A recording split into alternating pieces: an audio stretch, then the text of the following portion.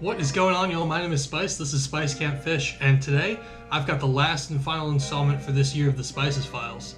So if you guys haven't seen any of the other Spice Files, I'll leave those linked down in the description for you guys to check out. But essentially what this mini-series is I just went over a few different catches that I have just saved up on my hard drive. A lot of the times I'll go out and catch one fish, and obviously that's not good enough to put in a video, but I also don't want to get rid of those clips.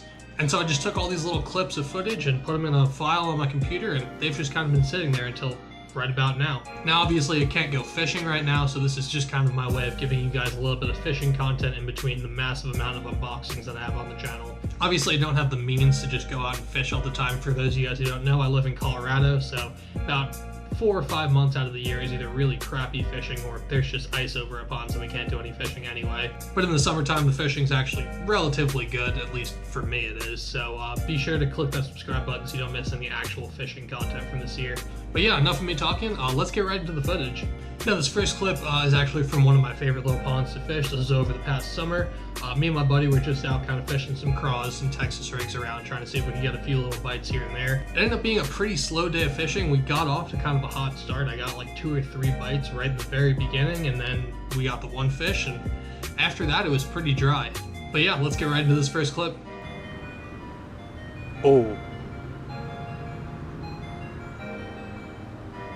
Oh yeah, there's a bite.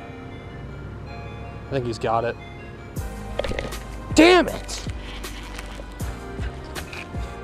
That's such bull. I saw him wake on it. That's unreal.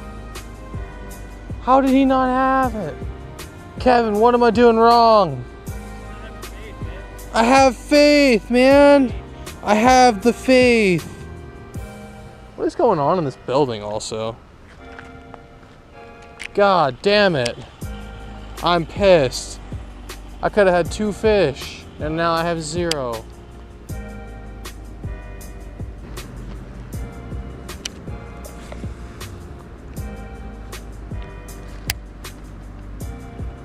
I'm getting one on this cast. Oh, I'm getting bit already. No way. All right. You're mine this time, ass face. Yeah! Frickin' finally, dude. Finally. Oh man, he frickin' choked it too. He frickin' wanted that craw. Jeez.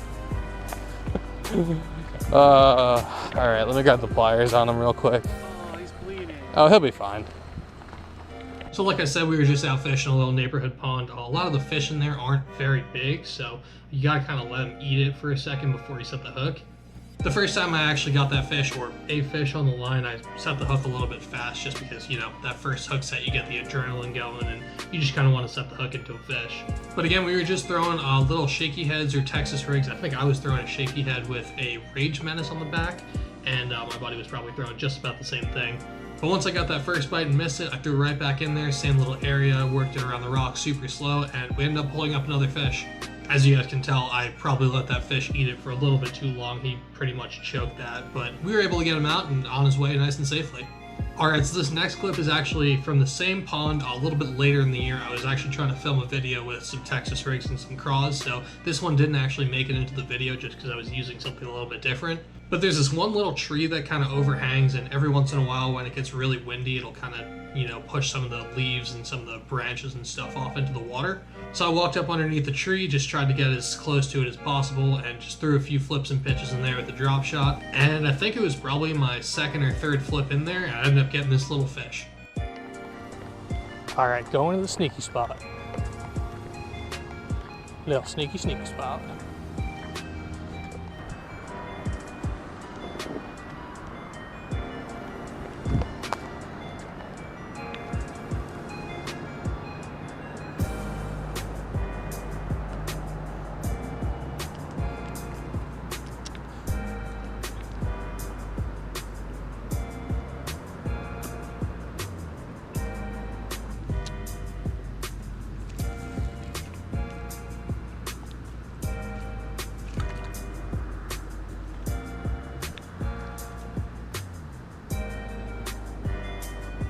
There's a bite.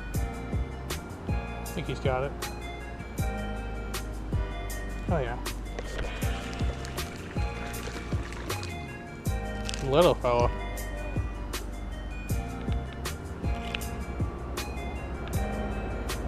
On the drop shot. There we go, little guy. Nothing to brag about, but fish nonetheless, and I appreciate you. So yeah, again, I was just throwing a little drop shot. Again, in this pond, these fish are pretty small, so I wasn't really expecting a very big fish here. And I was just using this little tiny Mismo tube.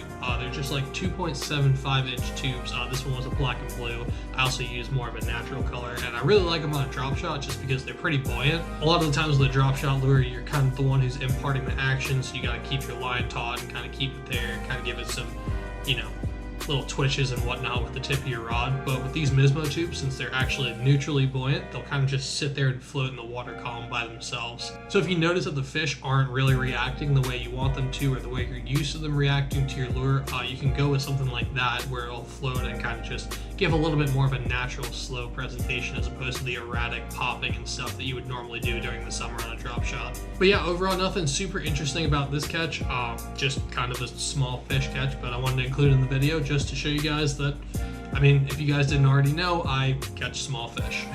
Now this next clip was actually taken again over the summer, but this was during when we were having our massive fires. If you guys don't know, we had, I think it was the largest fire in Colorado history this past summer, and they're probably just going to keep getting worse as the years go on. But it was an absolutely massive fire, so I was fishing in the middle of the day, but it kind of looks like it's almost dusk or dawn just because the sun is completely blocked out by this massive cloud. And obviously that was all just because of all the trees and stuff burning, which was really sad to see. But, you know, it happens. It's just kind of one of the things you have to deal with when you live in a dry state like this. But anyway, I was out at one of my favorite little bodies of water. This was actually pretty difficult to fish most of the time, but I figured since it was kind of dark out, the fish might be a little bit over near the top. As you guys will see, there's a ton of grass just all over where I'm fishing, and there's actually probably about 20 or 30 feet of water underneath the grass for the fish to be hanging out in, so a lot of the times it's really, really difficult to fish that pond. But again, if it's low light conditions, like in the morning or at night, or what we had in this scenario where there was just a giant cloud blocking out the sun and everything was pretty dark, a lot of times those fish will actually come up above the weeds and try and feed over there, as opposed to just sitting all the way at the bottom or deep in the grass beds where you can't even reach them. But this catch was actually really interesting. I didn't honestly think that I was going to catch the fish in the way that I did. I was really just kind of screwing around when it happened, which I guess is probably how it normally goes. But I'm just going to play the clip and let you guys see.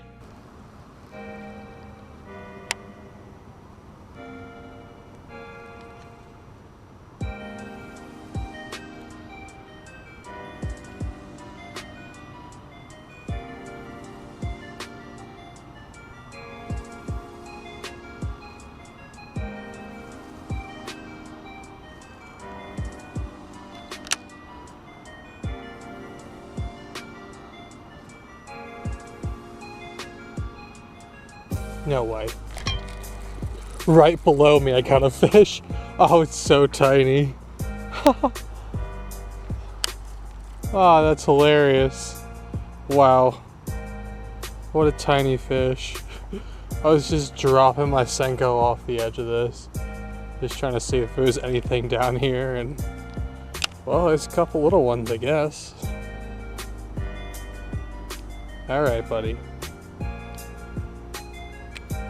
Man, perfect aquarium bass. See ya. So like y'all saw, there was this big like concrete, it's almost like a drain or something, but it's just this big concrete structure that I was standing up on, and I was literally just dropping my Senko straight down off the concrete just to see if there's anything kind of in that little hole. There's actually a deeper hole off of that where there isn't as much grass. But I just dropped it straight down, and I guess there was a fish hanging out in the weeds that wanted to bite my lure. Now again, this wasn't really a very big fish at all. I think my Senko was probably only about 2 inches longer than that. By the way, I was using a Bass Pro Shop 6-inch Sticko. There we go, that's kind of a tongue twister. And I think it was just like a black and blue color, but again, I will leave everything that I catch fish on linked down in the description for you guys if you want to go check it out. But yeah, again, not really a big fish, just kind of an interesting catch, weird setting, and I figured you guys might get a kick out of that one. The next clip is actually going to be from a little bit earlier in the year. I was doing a little bit of, I guess it's considered post-spawn fishing, but it was kind of like May, June-ish, so just after the post-spawn for us. And so for those of you guys who don't know, a craw after the post-spawn is an absolute killer, especially in small ponds. But I was taking this craw and I was just throwing it up along this little rock area. This is a pretty small pond, and honestly, I don't think it's doing all that well. The past few years, I've had decent luck out of there, but I think I've caught maybe 2 fish out of it the entire year this year, and they were both really small.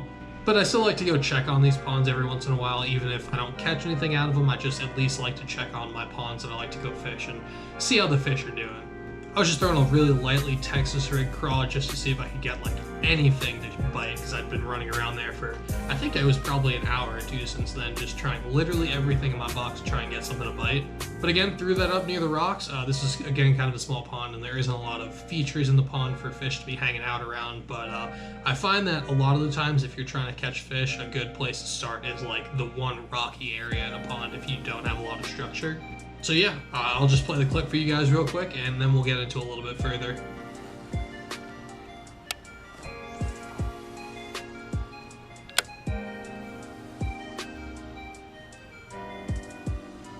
There's a bite.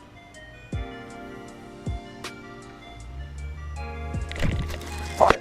Yes. Fish. Oh. Yes. Buzzer beater bass. Thanks, little fella. Appreciate you. Go eat some real food though. You're kind of scanny. Yes. So yeah, just took my little Texas rig, threw it right up on those rocks, just worked it super slow to just try and get a bite, and this little guy ended up falling for it. It was actually a pretty big presentation for that fish to eat, like as compared to what a normal fish that size would eat. A lot of the times I notice they eat more wacky rigs, Texas rigs, like weightless Senkos, stuff like that, but they're all really small profiles. This is actually a 5-inch craw. I actually pulled the little tendrils off the front. It's the, I think it's the Paddle Bug by Big Bite Baits, but I kind of like to make it a little bit more of a craw presentation by pulling off the appendages, besides the 2 big kicker claws, obviously, and just using it as a craw or a jig trailer. And this little guy seemed to want it. I don't know what possessed him to try and eat something that big, but more power to him, I guess. So this last clip is actually going to be from really early in the year. I think it was probably April, maybe early May, but I think it was probably right around April. I was out at one of my favorite ponds with one of my buddies, and we were just chucking around some liplesses and just trying to see if we could get a fish. I was actually throwing a really interesting bait. I was planning on making a video. This was supposed to be the beginning of that video on that bait, but I ended up throwing it into a tree like 5 casts after I caught this fish, so I ended up not making the video on it. But essentially it's just like this little lipless crankbait, and on first glance it really doesn't seem all that interesting, but it's actually soft plastic. So I don't remember, I think it's a Bass Pro Shop version lipless crankbait, but I saw it, picked it up because I thought it was a normal one. It was not a normal one, and yeah, I figured I'd just fish with it to see what happened. Again, I think this is another slow day of fishing. This may have been the only fish that we actually caught that day, but it happened pretty quick when we got to the new spots. But yeah, let's get right into it.